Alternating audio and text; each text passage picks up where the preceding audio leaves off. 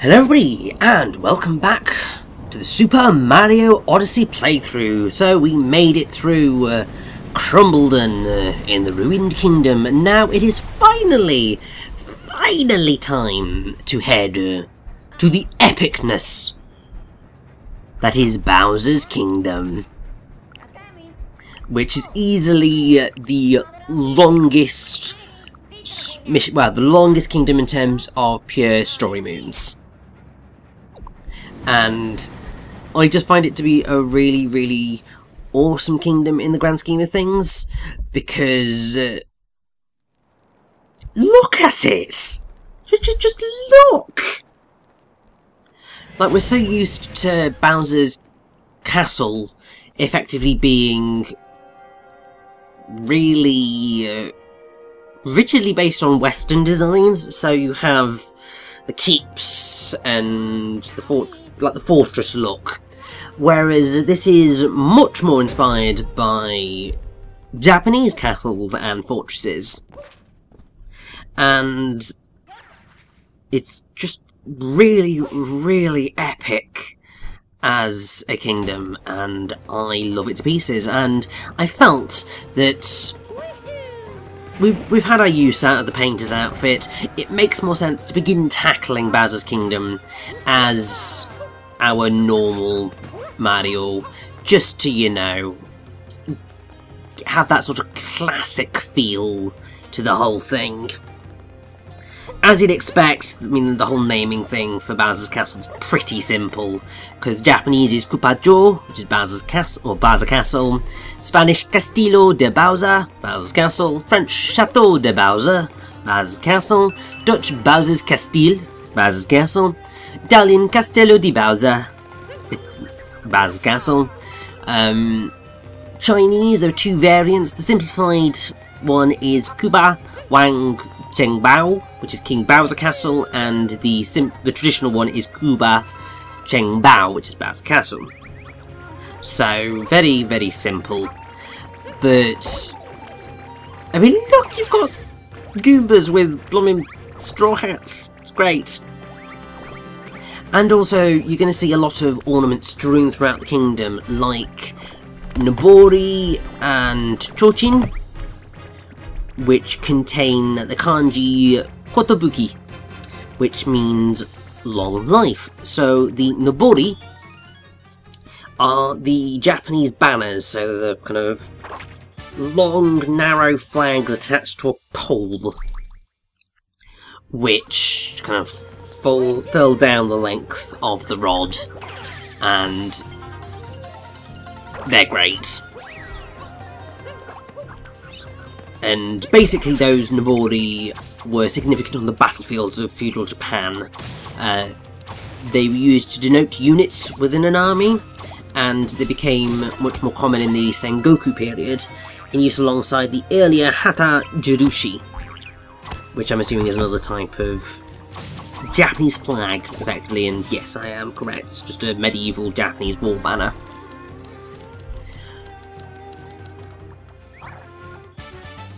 And yeah, that's just pretty epic. The Chochin are effectively sort of, they're lights. So, has a frame of split bamboo wound in a spiral. Paper of silk protect the flame from the wind, and the spiral structure permits for it to be collapsed into the basket at the bottom. So effectively it's sort of those paper lanterns, effectively. And the Chochin hangs from a hook at the top in, well, yeah. In present-day Japan, plastic Chochin with electric bulbs are produced as novelties, souvenirs, and for matsuri and events. So, matsuri is, as soon as I get to it, basically worshippers can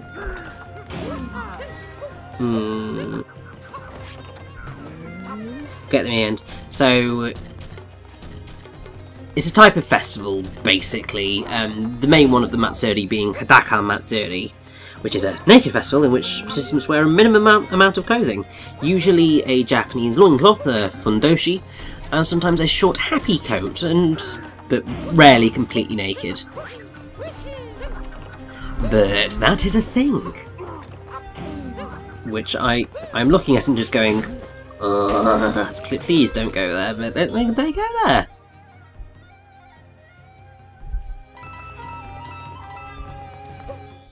But yeah, Matsuri are just Japanese festivals. With going back to the Chochin, the earliest records for Chochin dates to 1085, and I think the earliest kind of illustration that we have of it is from 1536. And there's the specific red lantern, the Akachochin, which marks an izakaya, which is just an informal type of Japanese gastropub, which is kind of insane. That's the thing, but that's the thing. So yeah, you've got a lot of traditional Japanese elements throughout here. I mean, I'm looking at the sort of lanterns that you can see about, and part of me is thinking whether or not that was very good of me. That was excellent platforming ability. I'm wondering if the torches are based on toros, because a toro is, well, originally was used in the broad sense to mean any lantern, but it came to mean a lamp of stone, bronze, iron, wood, or any other heavy material, which illuminate the grounds of Buddhist temples, Shinto shrines, Japanese gardens, and other public places that include tradition in their decor. So that sounds about right, if you ask me. For these, they're not necessarily built in the style of the much more traditional toros, because it's effectively a bit more of a brazier in terms of how it works, but this is sort of effectively what you're looking at.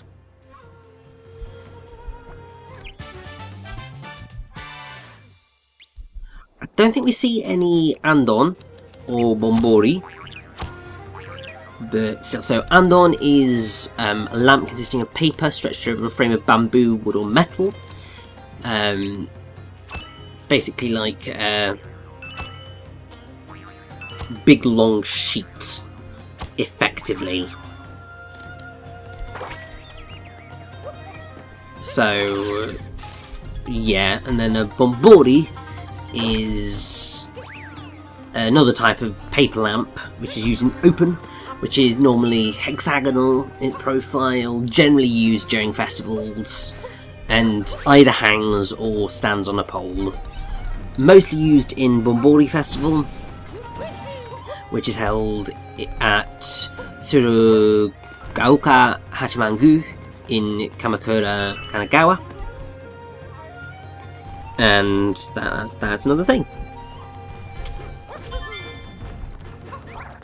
But what's quite fun is that I think some of the Chochin in this kingdom contain the compound word which can be read as kupa, which is... okay, so it might not be exactly initially read Koopa, but it can be read as Koopa, and literally means celestial supremacy. Because obviously Bowser is effectively based on one of the kind of important mythical creatures of... oh god, what is it?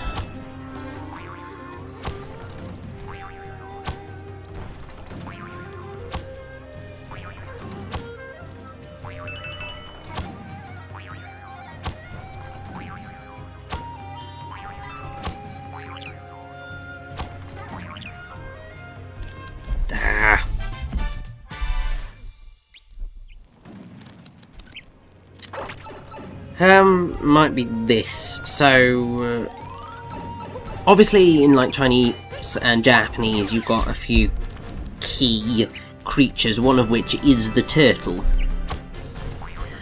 And it kind of symbolises long life and that sort of stuff. But yeah, I'm struggling to find the whole list right now.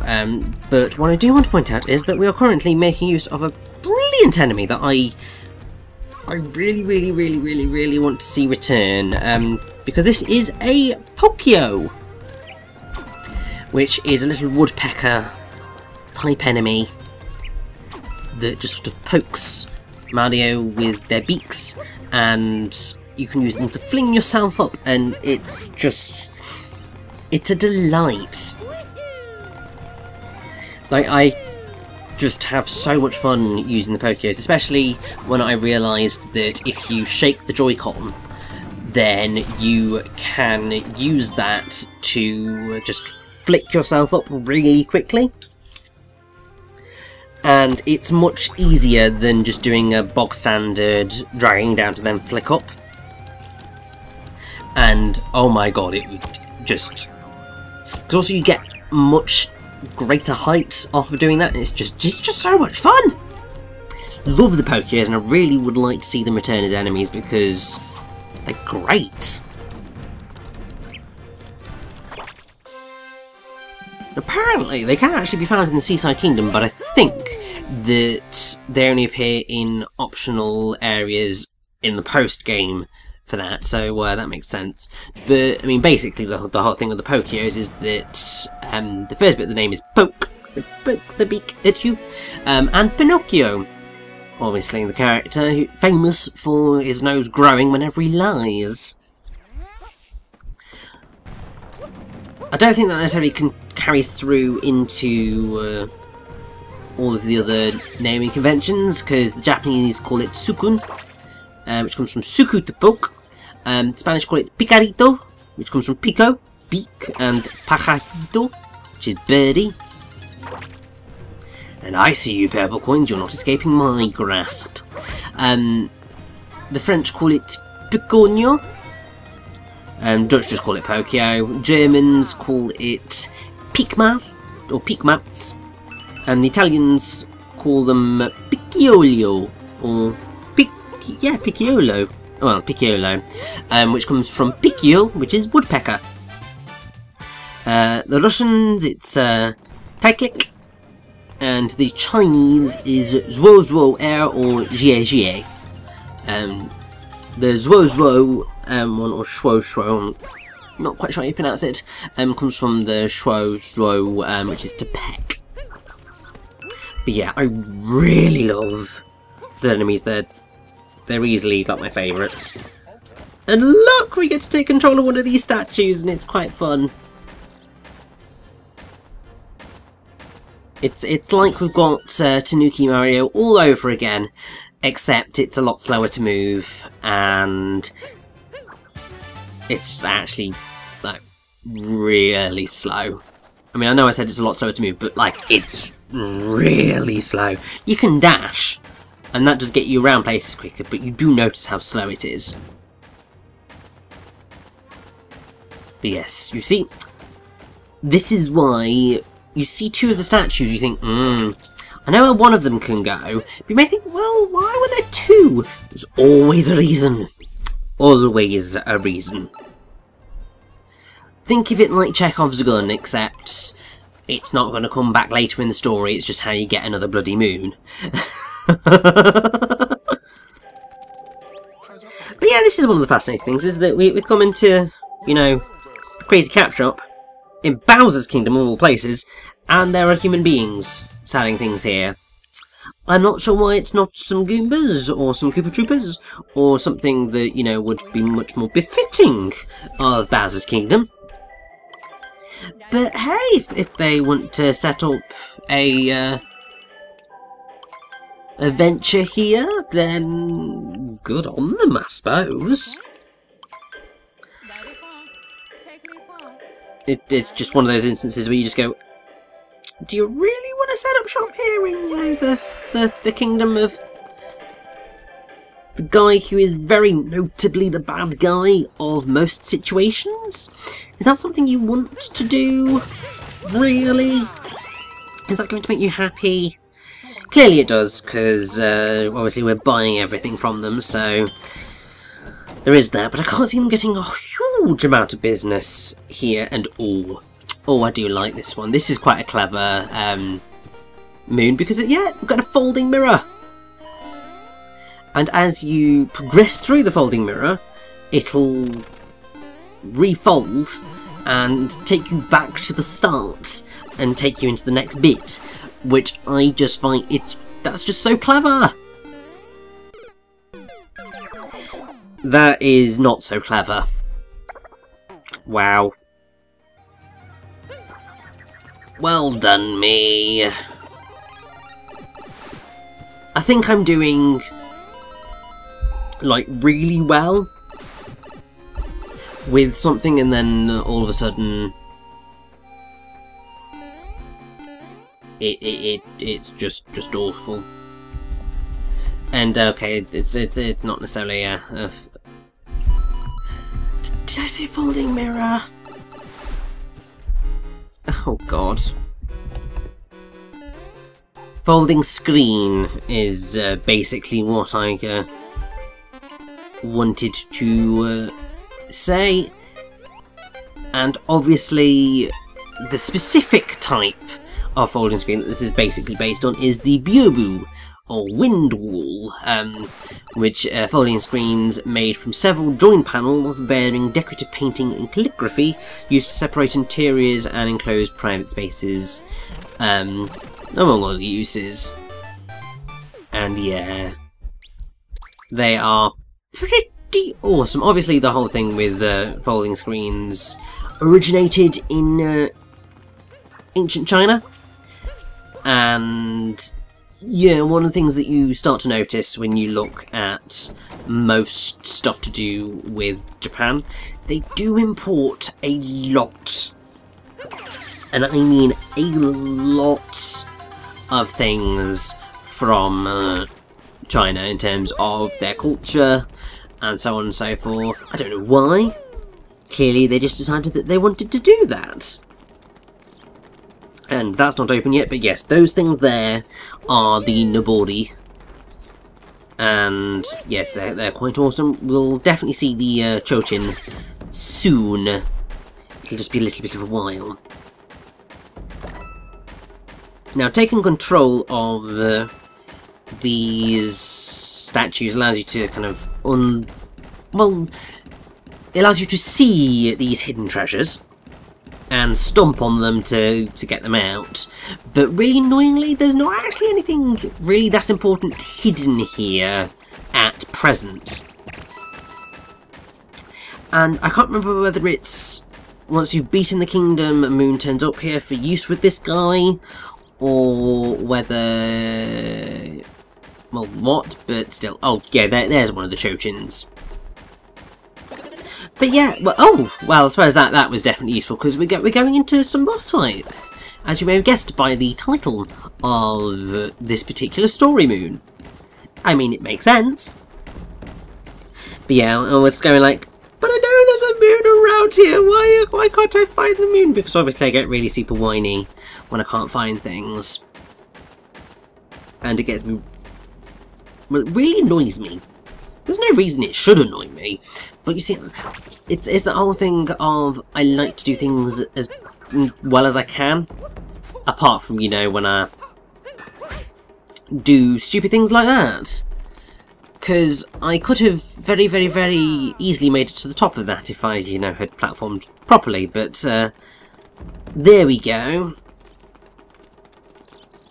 And before I step onto the two very, very, very obvious battle arenas, I want to make sure I get all my purple coins. And also I feel I should probably look up the two things that I know that these things are based on. So also we've got nice hidden moon here to get me through, which is definitely helpful.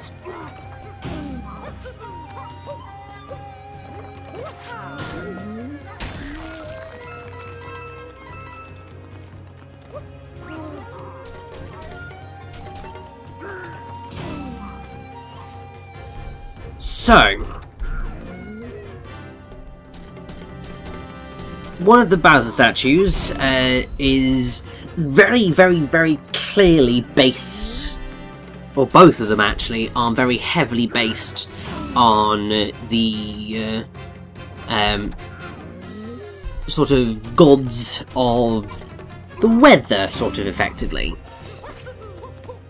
So you have Raijin, who is the god of lightning, thunder and storms, who is very well known for the drums that he hits to create the whole thing to do with create the storms. If you have ever seen my Okami run, well, my Okami walkthrough or playthrough, if you've ever played Okami, then you'll know that when you get to I believe it's Oni Island, there is a statue sort of in the middle of that in your first area, which has Raijin or Raiden. Because he's known by a few names. There's Raijin, Raiden-sama. The Rai bit is thunder, the Den is lightning. He's also known by Yakuza no Ikazuchi no Kami, Yakuza 8, and Ikazuchi Thunder, meaning spiritual deity, Kaminari-sama, Kaminari, thunder, and then Narukami, Naru meaning thundering or rolling. And yes, the drums are from him. The sort of scarf thing, I believe, effectively comes from Fujin, or Futen, who's the Japanese god of wind. And basically, so Fujin and Raijin are part of the basis for the Genie trio in Pokemon. So, Thundurus, Landorus, and Tornadus. So Thundurus is obviously Raijin, Tornadus is obviously Fujin, and so on and so forth.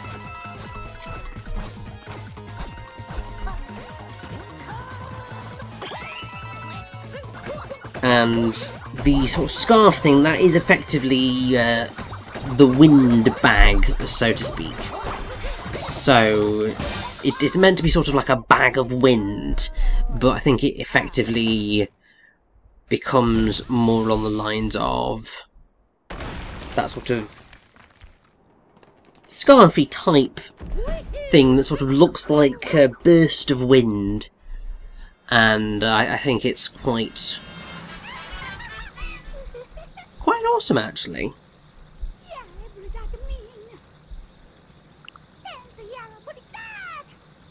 And yeah, I'm just going, looking, just going, have I covered everything?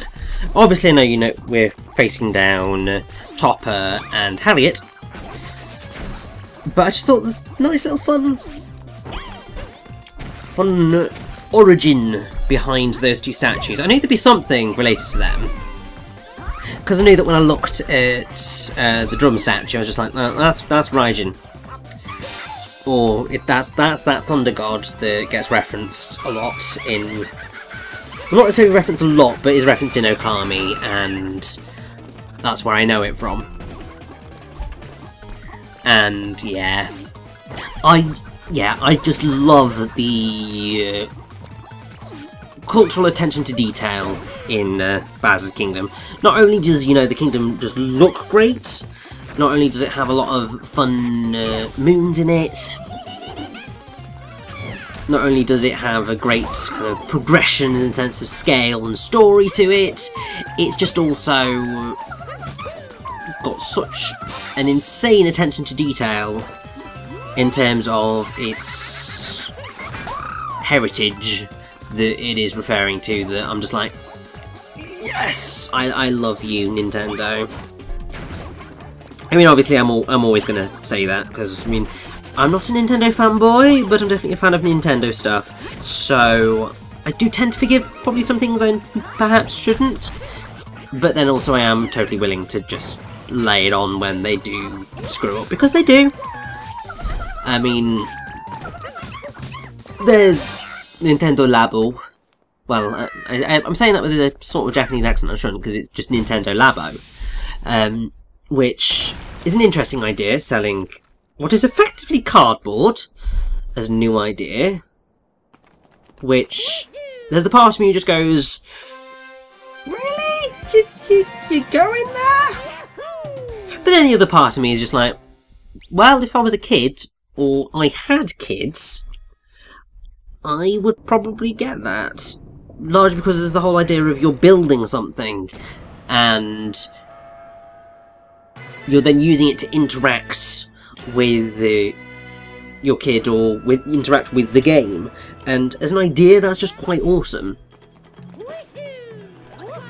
But we've reached the main courtyard, and one of the things that you'll have noticed is that as you progress throughout Bowser's Kingdom, the music kind of keeps kicking up a notch. This is the first real point where it properly kicks up a gear, and you get a really awesome theme.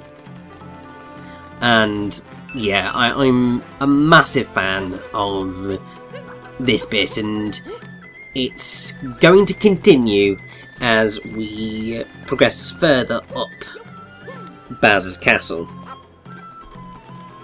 which I think is just great, because it's sort of that whole, it's not really adaptive music, it's just kind of that whole change state type thing of once you've gotten a bit further into the level, it shifts up the music. But it's that whole thing of you begin with there not being many instruments, and then you add a few, get a bit further in, you add some more. It's just one of those things that just works and just is really effective in the grand scheme of things.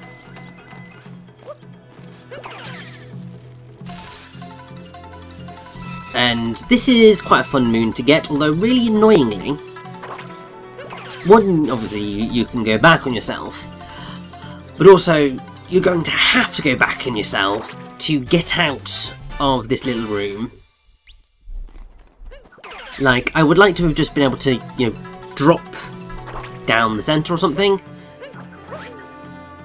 But yeah, I thought, oh, can I just, you know, jump off the wall and get on top? No, I had to take the thingy all the way back round. But it's okay, because in the end it worked out, because it put me back here, which is where I wanted to be.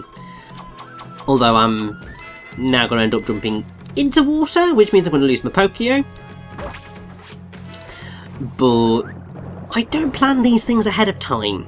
You can probably tell by the way that I play. I'm just sort of rolling with it as I go.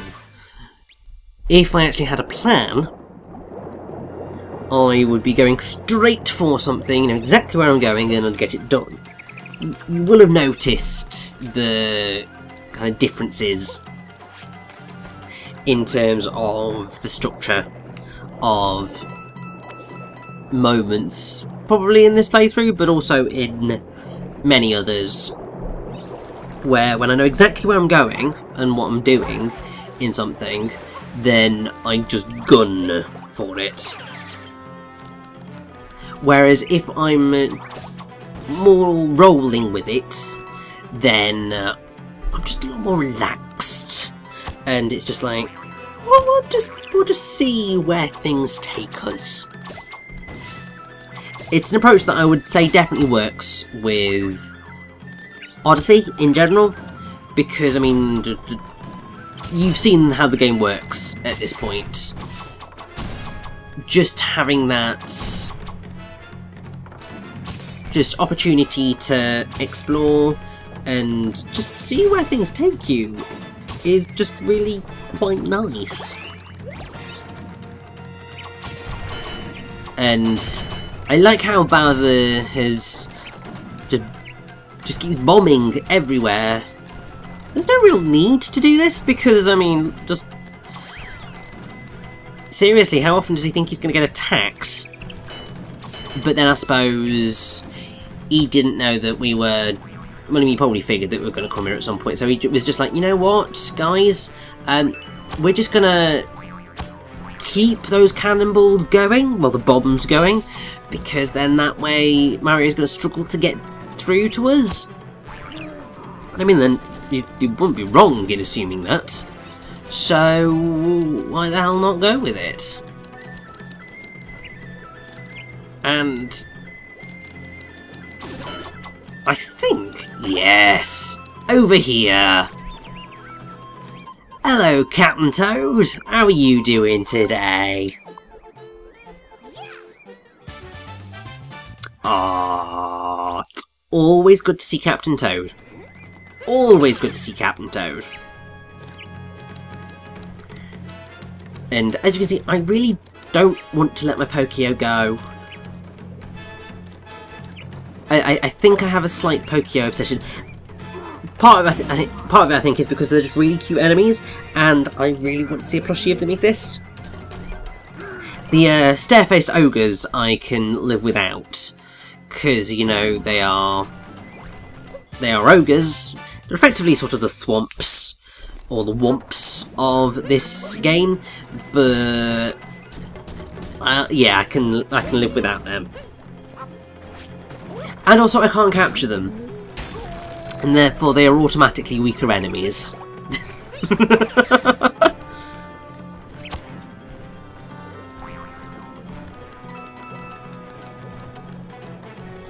But yes, we are very, very close to the end of Bowser's Kingdom, actually.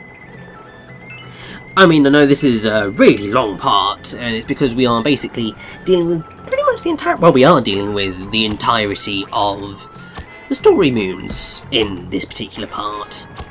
Because I felt, you know, it makes sense that we give the entirety of Bowser's Kingdom its own part to make it epicer. Well, more epic, I should say. And just generally more awesome, because you spend more time on something, it builds a bit better. You don't cut up the flow for no good reason. It's pretty much why we are gonna do the entirety of the end of the game in one fell swoop. Because it just makes sense. And also, I mean, that isn't actually that long, so I'm totally fine with that. I think this probably works out as being the longest part in the entire playthrough. And I mean, that makes sense. It's fine by me, and I think... Oh no, we good. I thought I was going to do something a little bit catastrophically stupid, but it turned out alright in the end. Although I do know that I'm going to end up having to climb back up again. But that's okay. And also, I know there's some purple coins that turn up there. At least I think there's some purple coins that turn up there after you have beaten the kingdom. I really wish that all of the purple coins were visible from the off. Because most of them are, but then you think you've explored an area, and then all of a sudden something else has turned up for you that you didn't realise was there, and that's a little bit infuriating. Also, oh god, I just remembered another, I think it's either moon or purple coins that I'm going to miss, that I missed the first time round playing Mario Odyssey as well! And it's just because it's in a very easy to forget area. But, this one. So, if ever you want a nice, easy way to grind coins, this is it. Because all you have to do is not touch the analog stick, just throw Cappy, and press jump whenever you get to the end of the path, and you're basically okay. And you're going to get all of these coins, and it is a lot. Obviously, I'm going a little bit slower than you should be doing in order to ensure that I get to the purple moon. Purple moons? Good lord. In order to ensure that I get the power moons. But if you're just going for those just coins in general, then this is easily the fastest one, because you get thrown out right where the you get thrown out where the thing turns up, and the seed to go further's just in front of you, so all you need to do is run back, go up, and you're pretty much sorted. So it's a very, very, very easy way to grind coins, and I think that people have figured that it is definitely the easiest method. It's arguably a quite boring and tedious method, which I do sort of totally agree with, because when I was doing the coin grind in order to try, anyway, to get the most expensive costume in the game, and well, actually get all the costumes in the game and all the hats, it took a while. It took a long time, and this was a stupid move, because there's nothing here right now other than some bloody coins. I thought there was more. It doesn't turn up until after you have beaten the kingdom. God damn it. So, I'm gonna have to teleport up to the top again. But yeah, I have completely lost my train of thought there. But that's fine, because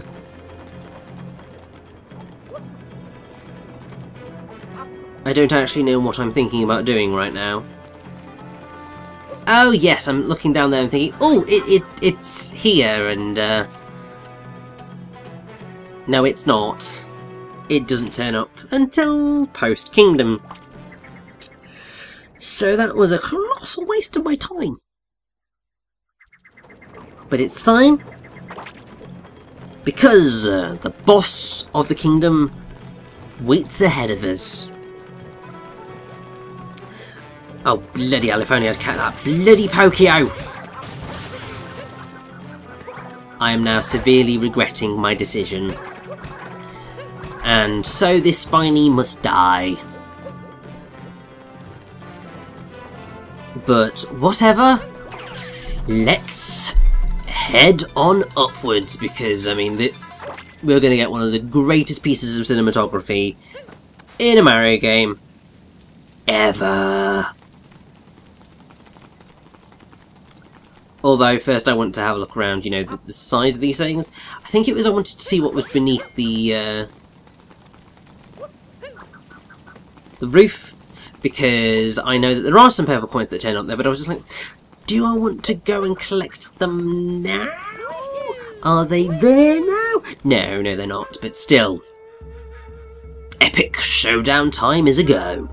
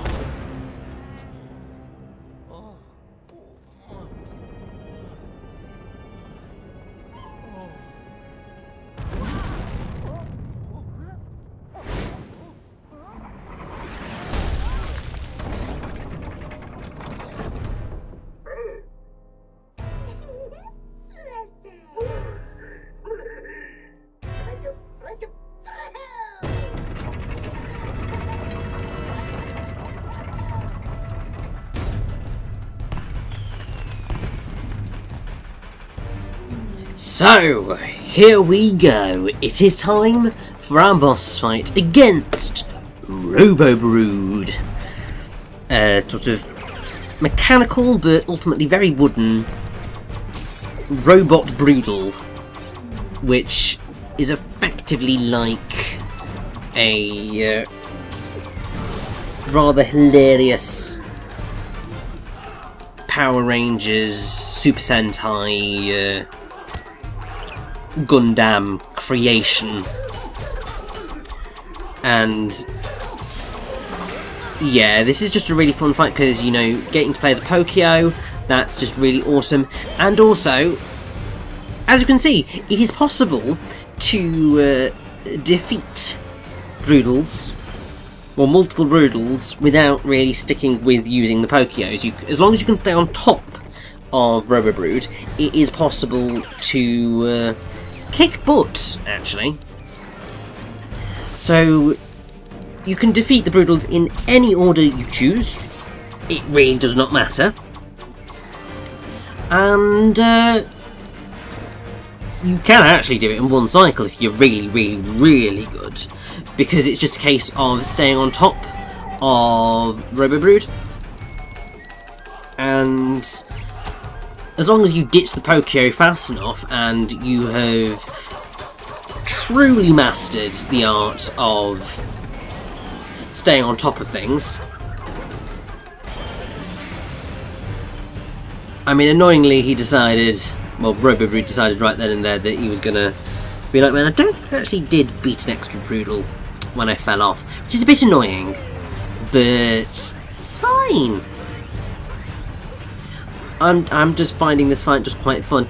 It's obviously a lot of fun when you're just playing as the Pokio, because the Pokio is fast enough to outrun Robo-Brood, which is good, because otherwise this would be a nightmare of a fight.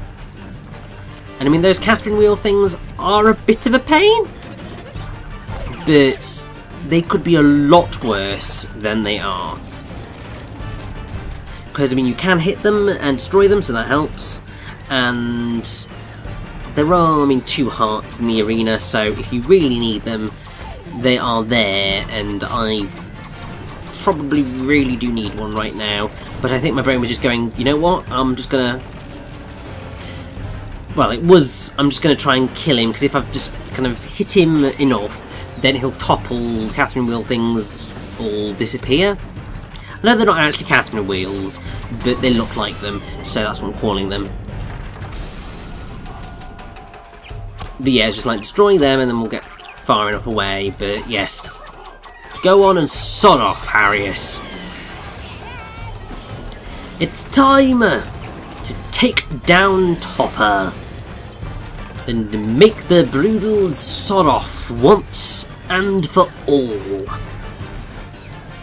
But yeah, I mean, I love this fight because it's a fun fight. You've got the fireworks going off everywhere. It's just a really epic set piece, and just in general, I really, really, really, really, really like this fight. But here we go, Topper. It is time to die. Take that.